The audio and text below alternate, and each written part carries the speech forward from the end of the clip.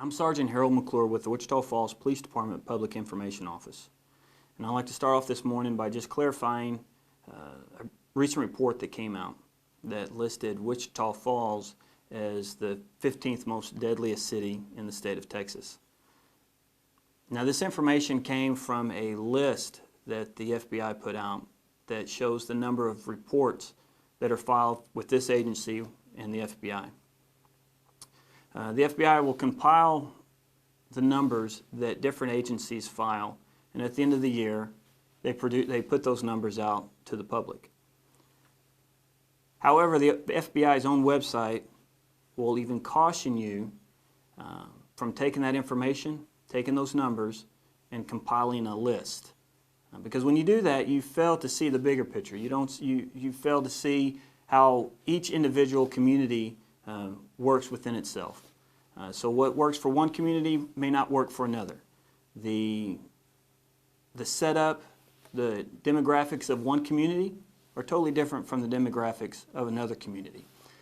So in essence, you're not comparing apples to apples. However, when you look at just our numbers, when we look here just at Wichita Falls, we look at the same numbers that we reported to the FBI from 2008 all the way up to the current. And if we look at those numbers, we'll see that crimes reported to the police department have dropped by 30%. But more specifically, I want to note 4 particular areas that were quoted in a recent news story. Those were the murder rates, rape, robbery, and aggravated assault. This makes up a category that's qualified as violent crime. Now, true, if you look at just 2 of those categories within the 4 categories, robbery and ag assault, absolutely makes up 90% of those 4 categories. However, it does not make up 90% of all calls that officers with the Wichita Falls Police Department responds to. If you actually put it back into context and you look at the entire picture, you'll see that those categories merely make up less than 5% of the calls that officers respond to. It's a totally different picture than 90%.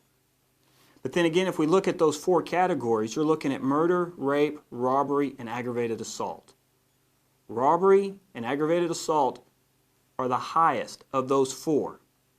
The other 2 you have to pick from is murder and rape. But again, even if we look at those numbers, there has been a drastic decrease from the years before. Just in last year alone to this year, it's been a 15% decrease in those 2 categories. Along with the fact that crimes have decreased by 30%, gang violence here in Wichita Falls is nearly non-existent. As far as the aggravated assaults, those typically tend to be domestic violence calls. And as far as the robberies, most of those cases have been cleared. And what we're finding is the majority of those cases tend to be narcotic related and not a targeting of random citizens.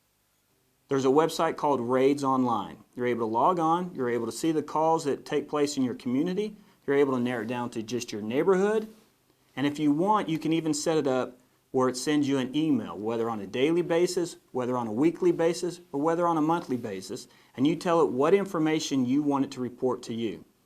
This is completely free. It's no charge to you. Further, if you want to know more details and more updates on what's going on with the police department, I would encourage you to sign up with Nixle.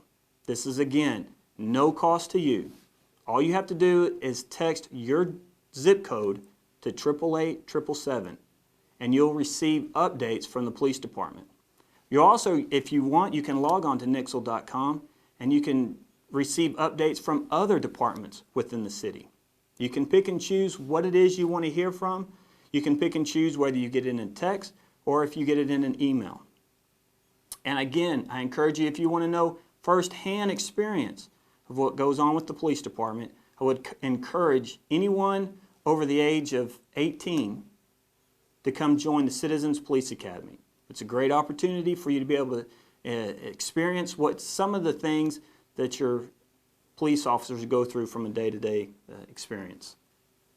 Again, Wichita Falls is nowhere near as dangerous as this recent report would lend someone to believe.